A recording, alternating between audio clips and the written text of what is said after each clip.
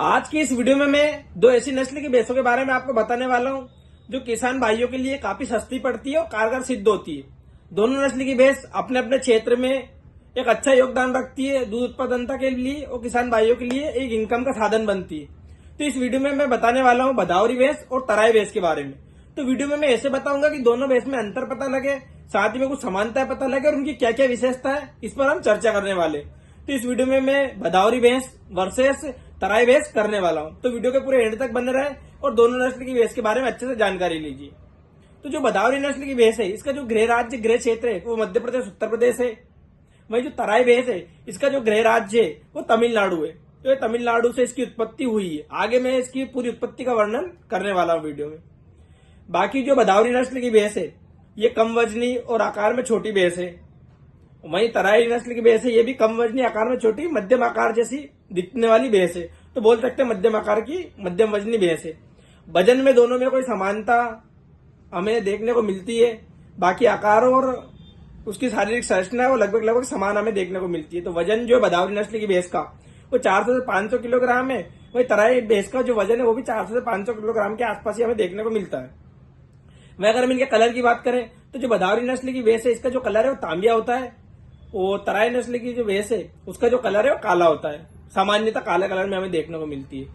वही जो भदावरी नस्ल की भैंस की विशिष्ट पहचान की हम बात करें तो इसके गले में 2 धारियां पाई जाती है, जिसे कंठमाला जनेऊ भी बोलते हैं देहाती भाषा में। इसको अलग अलग क्षेत्र में अलग अलग तरह से बोला जाता है पहचान के बारे में। कोई 2 धारियां बोल देता है, कोई कंठमाला बोल देता है, कोई जनेऊ बोल देता है।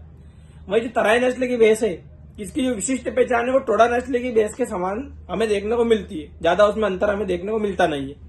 तो दोनों नस्ल की भैंस में आकार संरचना में लगभग लगभग समानता हमें देखने को मिलती है। बात करें हम इन दोनों नस्ल की भैंसों के दूध के बारे में, तो जो भदावरी नस्ल की भैंस है दिन का 6 से 8 लीटर दूध देती है। वहीं तराई नस्ल की जो भैंस है वो दिन का 4 से 5 लीटर दूध देती है। भदावरी नस्ल की भैंस के पूरे ब्यावत के दूध की बात करें 1300-1600 लीटर दूध देती है।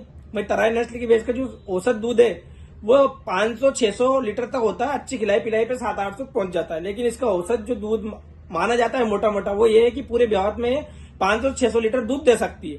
तो दूध में काफी अंतर हमें देखने को मिलता है। लगभग लगभग आधा दूध हमें देखने को मिलता है। वहीं अगर हम इनके दूध में फैट की बात करें तो जो भदावरी नस्ल की भैंस है, इसके दूध में काफी अच्छी फैट आती है। 8 से लेकर 14 फैट हमें देखने को मिलती है। वही जो तराई नस्ल की भैंस है, इसके दूध में भी काफी अच्छी फैट आती है। तो 8 से लेकर 10 फैट भी इसके दूध में हमें देखने को मिलती है। तो दूध के मामले में चाहे कम हो तराई नस्ल की भैंस, लेकिन फैट और एसएनएफ के मामले में भदावरी नस्ल को टक्कर देती है। दोनों में लगभग लगभग फैट हमें देखने को मिलती है। वहीं अगर हम इनकी कीमत की बात करें तो जो भदावरी नस्ल की भैंस है, इसकी जो कीमत है वो 60,000 से 1 लाख के बीच में मिल जाती है। वही जो तराई नस्ल की भैंस है 40,000 से लेकर 80,000 के बीच में अच्छी भैंस देखने को मिल जाती है। हालांकि मैं हर बार आपको बताता हूँ कि जो कीमत रहती है वो एक सामान्य हम एवरेज बना के निकालते हैं, लेकिन जो कीमत डिसाइड होती है भैंस की, उसकी शारीरिक संरचना, उसके दूध देने की क्षमता, साथ ही उसकी ब्यावत का कौन सा रेट चल रहा है उसके हिसाब से डिसाइड होती है। लेकिन जो मैंने रेट आपको बताया, इस रेट में लगभग लगभग दोनों नस्ल की भैंस आपको अच्छी मिल जाएगी। चाहे फिर किसी हाट बाजार में ले लो, किसी पशु मंडी में ले लो, या फिर अच्छे डेयरी फार्म पे से ले लो, या किसान भाई से ले लो, इस रेट में ही आपको ये भैंसें मिल सकती है। अब हम भदावरी नस्ल की भैंस के बारे में पूरी डिटेल बताता हूँ आपको, उस पर हम बात भी करते हैं, जैसे उसकी पहचान क्या है, उसकी विशेषता क्या है। तो भदावरी नस्ल के भैंस का पालन बहुत आसानी से किया जा सकता है। कारण ये है कि उसका आकार छोटा होना, कम वजन की भैंस होना। इस वजह से उसकी खिलाई पिलाई करना किसान भाइयों को बहुत सस्ता पड़ता है और यही कारण है किसान भाई उसको पसंद भी करते हैं। एक तो वो आकार में छोटी कम वजनी भैंस है, तो उसको बांधने छोड़ने में कम जगह की जरूरत लगती है। साथ ही में किसान भाई जब उसको चारा पानी पशुआहार खिलाते हैं तो उसमें भी उसकी मात्रा कम लगती है और इतने कम चारे पानी में वो अच्छा दूध उत्पादन कर देती है। वहीं अगर इसकी विशेष क्षेत्र की बात करें तो वैसे देश के हर एक कोने में भदावरी नस्ल की भैंस हमें देखने को मिल जाती है, लेकिन फिर भी विशेष क्षेत्र आता है कि मध्य प्रदेश उत्तर प्रदेश के किसान भाई भदावरी नस्ल की भैंस का पालन करते हैं। इसमें एक चीज और ये कि डेयरी फार्म पे हमें कम देखने को मिलती है भदावरी नस्ल की भैंस, लेकिन घर पे जो छोटे किसान है, सीमांती किसान है, जो 1-2 भैंस रखते हैं, उनके पास भदावरी नस्ल की भैंस देखने को मिल जाती है और काफी अच्छी संख्या में इसका पालन पोषण होता है। तो भदावरी नस्ल की भैंस की अगर पहचान की बात करें तो जैसा कि आकार में छोटी कम वजनी भैंस होने के साथ साथ इसके शरीर में कम बाल होते हैं। वहीं इसके जो सींग है वो तलवार जैसे होते हैं, लंबे नुकीले, और इसके गले में 2 धारियां पाई जाती है, जिसे कंठमाला जनेऊ भी बोलते हैं। अलग अलग क्षेत्र के हिसाब से अलग अलग तरीके से इसको जाना जाता है।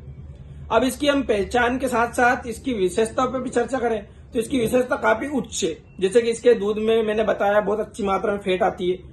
अधिक मात्रा में फैट आने की वजह से दूध में बहुत घी होता है, तो घी उत्पादनता के लिए किसान भाई इसको पसंद करते हैं। और जो किसान भाई घी उत्पादनता को प्रायोरिटी देता है वो भदावरी नस्ल की भैंस को पहले रखता है। भदावरी नस्ल की भैंस उसकी पहली पसंद होती है।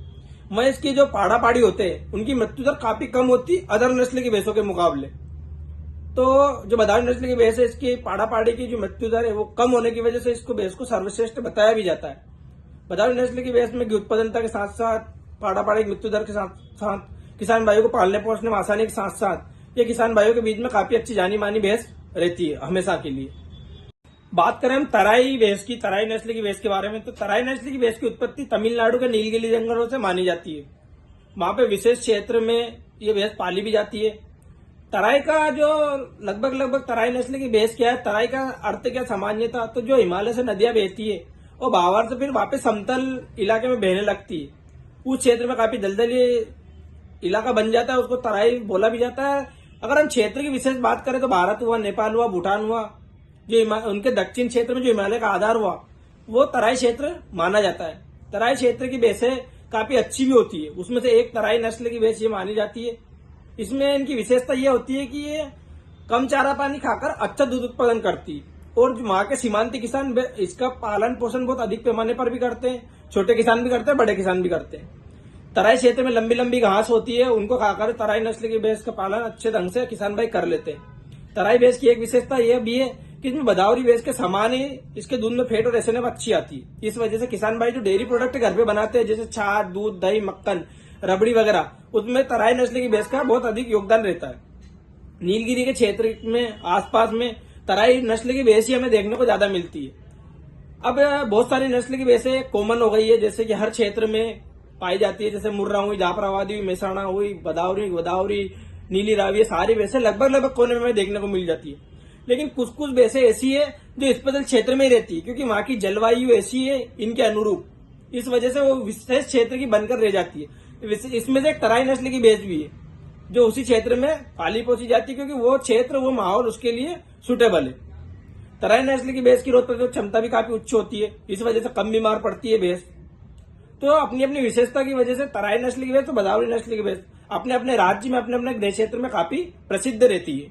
इन दोनों नस्ल की भैंसों को आप खरीदने के लिए किसी डेयरी फार्मर से संपर्क करो या हाट बाजार में आपको मिल जाएगी, अपने अपने विशेष राज्य में आपको मिल जाएगी। लेकिन फिर भी मैं आपको बता दूं, ये दोनों ही नस्ल, क्या सभी नस्ल की भैंसों की एक ही चीज है, जब भी आप इनको खरीदो इनकी उम्र का पता लगाओ, इनकी ब्यावत का अंतराल देखो कि दूसरे ब्यावत में, तीसरे ब्यावत में, चौथे ब्यावत में, दूसरे ब्यावत की भैंस, तीसरे ब्यावत की भैंस लेना काफी पसंद करते किसान भाई। और मैं भी यही बोलता कि दूसरा तीसरा ब्यावत की भैंस ही आप लो। साथ ही में देखो कि उसकी अडर क्वालिटी कैसी है, उसके थन में किसी भी तरह की कोई समस्या तो नहीं है, चारों थन चला के देखो। तो कुछ विशेष सावधानी आपको रखना ही पड़ेगी, तभी आप सही से पशुओं का सौदा कर पाओगे, फिर चाहे वो गाय हो या भैंस हो। तो आप पहली चीज तो ये कि आपको जो नस्ल बताई गई है उस नस्ल की पहचान करो कि क्या जो नस्ल बताई गई है उस नस्ल के गुण और लक्षण इसमें है। फिर उसके दूध पे आते हैं, क्योंकि पशुओं को दूध के लिए खरीदा जाता है, तो फिर उसके दूध के साथ अडर क्वालिटी देके, उसको थन को छूकर देके, चारों थन में सीट लगा के देखे कि बराबर दूध आ रहा है कि नहीं आ रहा है। एक चीज ये भी करके देखे।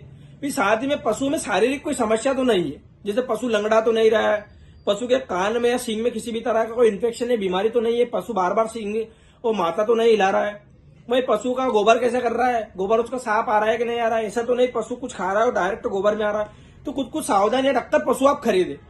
तो मैं पशुओं की नस्ल कैसे पहचानी जाती है, उसकी विशेषता क्या है, उसमें अंतर क्या है, इसके साथ साथ उसकी सावधानी भी आपको बताता रहता हूँ। तो किसान भाई इस चीज के लिए थोड़ा जागरूक रहे। आने वाले वीडियो में मैं आपको डेयरी फार्म से रिलेटेड और भी जानकारी देता रहूंगा, तो वीडियो के माध्यम से हमेशा मेरे से बने रहे।